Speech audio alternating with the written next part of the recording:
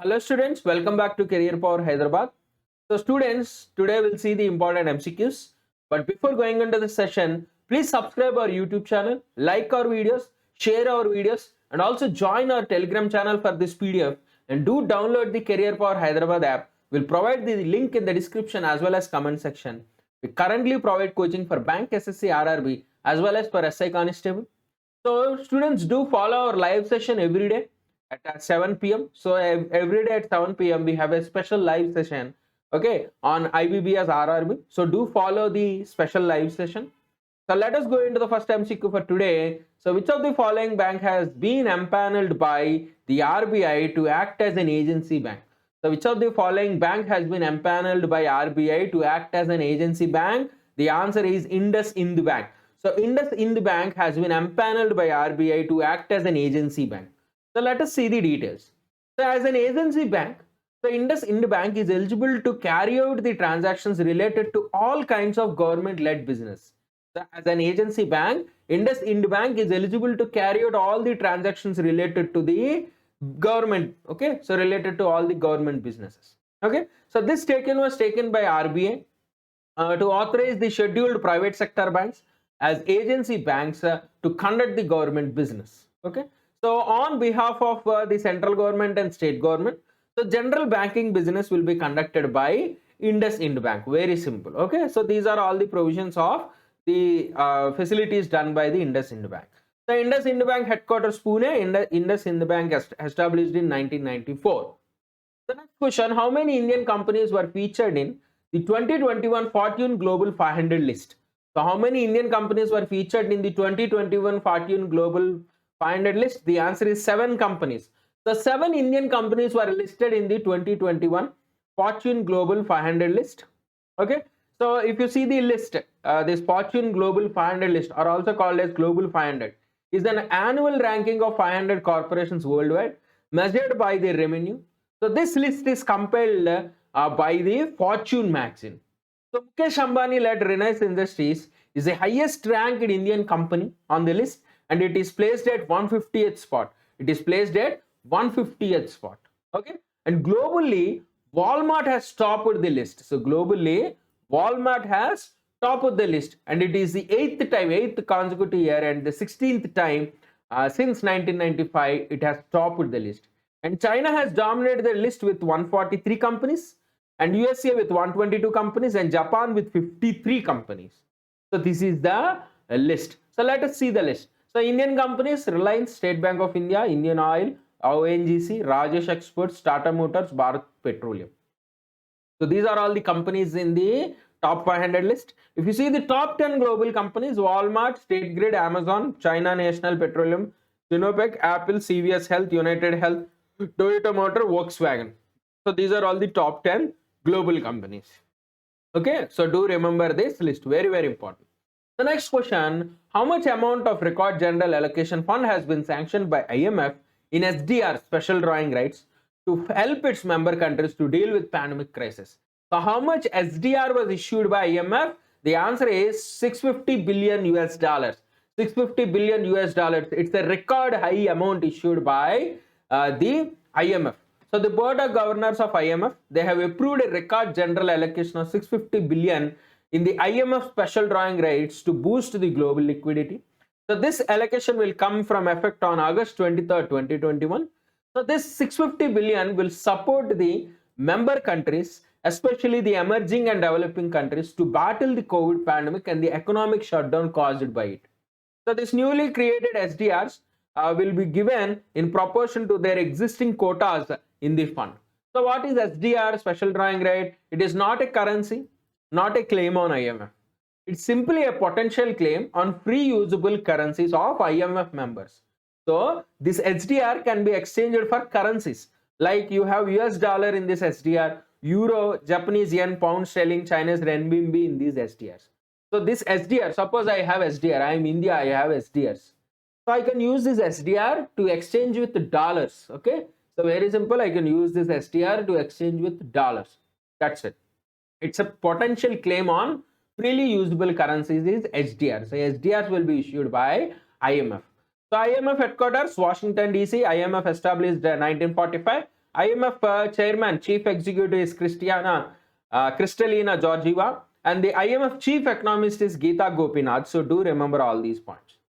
The next question is a very important question. Who is the composer and singer of the theme song for India Paralympic contingent Kar De Kamal Tu?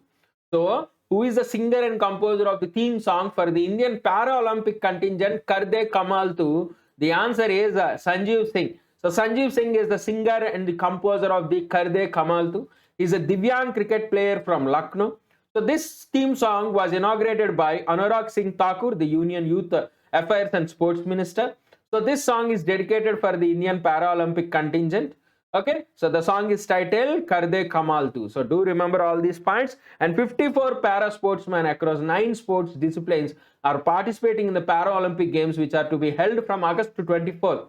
So do remember these points. And last month, in the month of July, Olympic theme song. What is the Olympic theme song? Hindustani Way was composed and sung by A.R. Rahman and Ananya Birla.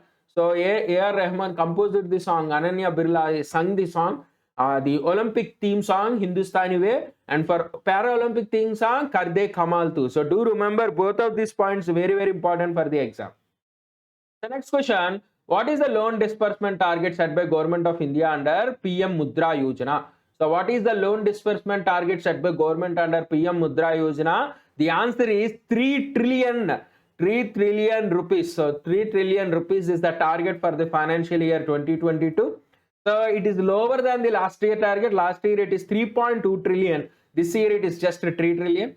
According to this PM Mudra Yojana, so a credit of rupees 10 lakh will be provided by banks, non-banking financial companies to entrepreneurs, mainly to small business units, including new entrepreneurs in manufacturing, trading services and agriculture. Okay, so it is a 10 lakh loan, maximum loan up to 10 lakhs for the small business people. Okay, so until now, till June 25th, 3,804 crores was given as loan by 13 public sector banks. So let us see in detail about this PM Mudra Yojana. It is a scheme to extend collateral free loans by banks, NBFCs, microfinance institutions to small and micro business enterprises and individuals in non-agricultural sector, and now agriculture sector is also added, to expand their business or to set up their business to generate self-employment. And the maximum loan limit is 10 lakhs. Okay, so Mudra stands for Micro Units Development and Refinance Agency Limited. Micro Units Development and Refinance Agency Limited. So under Mudra, there are 3 type of loans. The first one is Sishu loan up to 50,000, Kishore 50,000 to 5 lakh, Tarun 5 lakh to 10 lakh. So these are the loan categories under the Mudra loans, Sishu, Kishore and Tarun. So do remember. The next bank, the Development Bank of Singapore, DBS, has been honored as the global winner for most innovative in digital banking by which of the following magazine in its 2021 Innovation in Digital Banking Awards. So which newspaper or which magazine has awarded DBS Bank in the most innovative category in the digital banking services? The answer is Financial Times The Banker. So Financial Times The Banker has awarded DBS Bank as the most innovative in digital bankings. Okay. So this bank was also given the Asia Pacific Award in the cyber security category for secure access and remote working solution. So the banker innovation in digital, the bankers. So the awards were given by D Bankers. So innovation and digital award, they recognize the banks across the world for their digital banking initiatives, for their strategy and overall commitment to the digital transformation. So The Banker is a British English language monthly international financial affairs publication owned by the Financial Times, which is established in 1926 and headquartered in London. Do remember all these points. Let us see about DBS Bank. DBS Bank is a Singapore multinational bank and financial service corporation headquartered in Marina Bay, Singapore, which is earlier called the Development Bank of Singapore. Okay, so later on now it is called the DBS Bank. The next question, world's largest star sapphire cluster has been found in Ratnapura area of which country? The world's largest star sapphire cluster was found in Ratnapura area of which country? The answer is Sri Lanka. So in Sri Lanka, in Ratnapura, the world's largest star sapphire cluster was found. So the star sapphire is pale blue in color. So this is accidentally found when laborers are digging a well in the gem trader's house. This Ratnapura is called the gem capital of the country.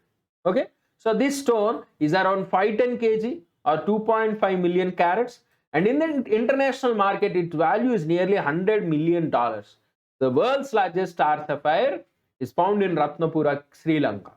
So Sri Lanka capital Sri Jayawardhanapura Kotte, and Colombo currency Sri Lankan rupee. So do remember these points. Okay. The next question. So which of the following, very important question. So please remember, which of the following is the second airbase to be equipped with Rafale aircrafts? The second airbase to be equipped with Rafale aircrafts. The answer is Hasimara Air Base, West Bengal. Hasimara Air Base, West Bengal. So after Ambala Air Base, so West Bengal Hasimara Air Base is equipped with Rafale. Okay, so it is the second airbase to have Rafale jets. So until now, 26 Rafale jets were delivered by the aviation company Dassault Aviation out of the 36 Rafale jets. So first batch of Rafale arrived in July 2020. 4 years after signing the contract of rupees 59,000 crores. So Rafale is India's first major acquisition after Sukhoi jets from Russia after 23 years after its a major acquisition. So it's a multi-role twin-engine fighter jet developed by the Dassault Aviation, known for its air superiority and precision strikes. So do remember all these points. Next, who has been recently appointed as the managing director of the IPO bound Life Insurance Corporation of India? So who was recently appointed as the MD of IPO bound Life Insurance Corporation?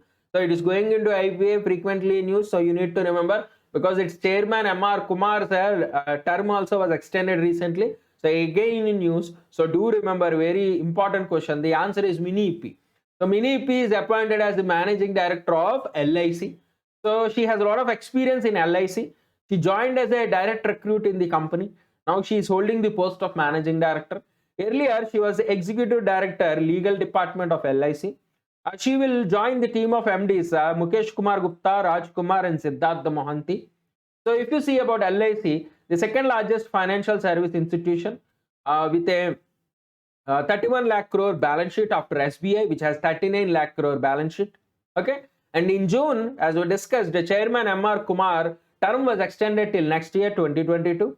And also in the budget 2021 speech, finance minister has announced initial public offering of LIC to be given in this year itself, in the financial year 2022. So do remember all these points. LIC headquarters Mumbai, LIC established 1956, LIC chairman M.R. Kumar. Very important. Okay. The next question, which of the following cities were out of the global 100 list and currently ranked at 106 and 110 in the latest edition of QS Best Student Cities ranking?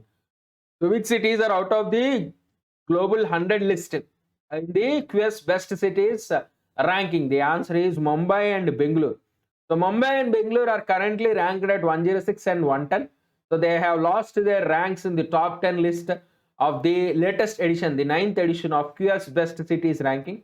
So this ranking is given by Quick Quarterly Simmons agency. So it is a educational analyst agency.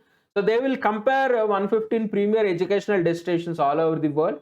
And in this list, London remains the world's best student city. Munich now is in the second place, and Seoul and Tokyo, both of them share the third place. And India has lost its rankings. The Indian cities Mumbai and Bangalore, they lost in the top 100 rankings. So in order to rank the cities, you need to have a population of 2.5 lakh, with at least 2 cities placed in the world university rankings. Okay, the survey with the sentiments of both the prospective and the former students. They'll use the survey from the students to provide these rankings. They use a lot of metrics like university ranking, student mix, desirability, employer activity, and affordability. So this QS is a British company specialized in analyzing the higher educational institutes around the world, which is headquartered in London, established in 1990. So do remember all these points. The next question is a book and author question. Very important. Do remember all the books and authors. Okay.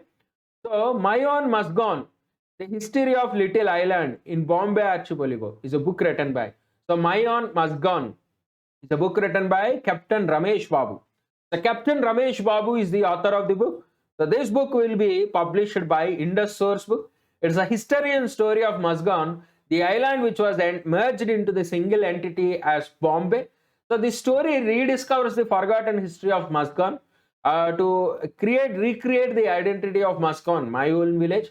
The Captain Ramesh Babu, he retired from Mumbai after serving the Indian Navy at the Musgon dock.